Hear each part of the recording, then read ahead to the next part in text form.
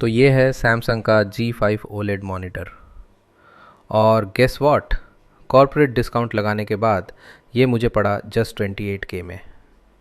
Honestly India में इस price bracket के अंदर this is one of the ultimate budget OLED monitors you can buy right now. Delivery के बाद इसे ओपन कर चेक करना ज़रूरी है ताकि देख सके कि कहीं कुछ टूटा तो नहीं है, क्योंकि ये ओरिजिनल कार्डबोर्ड पैकेजिंग में आता है। बॉक्स के अंदर आपको मिलता है HDMI और डिस्प्ले पोर्ट केबल्स। तो PC या PS5 के लिए कोई एक्स्ट्रा केबल लेने की ज़रूरत नहीं है।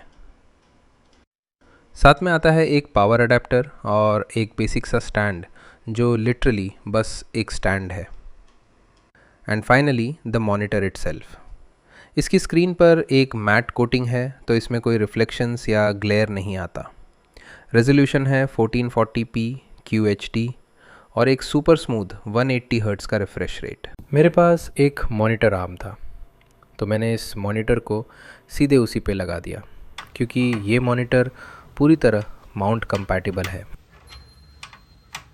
कनेक्टिविटी के लिए इसमें एक HDMI, एक डिस्प्ले पोर्ट और सॉफ्टवेयर अपडेट के लिए बस एक सिंगल USB और एक हेडफोन जैक है। कम से कम 2 HDMI या डिस्प्ले पोर्ट तो देने चाहिए थे। अभी बारिश का मौसम है तो रूम में कोई हार्श सनलाइट नहीं है, बस अराउंड 50% लाइट है। और जब ये लाइट मॉनिटर पे पड़ती है तो आप इस OLED पैनल का मैट फिनिश क्लियरली देख सकते हो। मैंने खिड़की पर पर्दे लगा दिए। गेम पीछे चल ही रहा था और पर्दा डालते ही सारा का सारा ग्लेयर गायब हो गया। हाँ, इसके बाद आपको स्क्रीन के कलर्स में जो पॉप है ना, वो साफ नोटिस होगा। 180 हर्ट्ज़ का रिफ्रेश रेट, NVIDIA G-Sync का सपोर्ट और सिर्फ 0.03 मिलीसेकंड का रिस्पॉन्स टाइम। भाई साहब, ये कॉम्बो गेम प्ले को मक्खन की तरह स्मूथ बना देता है। ओवरऑल सैमसंग Z5 एक बहुत ही interesting QD OLED gaming monitor है। मार्केट में ये सबसे सस्ता OLED है, अराउंड 28,000 रुपीज़। तो ऑब्वियसली 50,000 वाले मॉनिटर्स के कंपैरिजन में कुछ कॉर्नर्स कट किए गए हैं।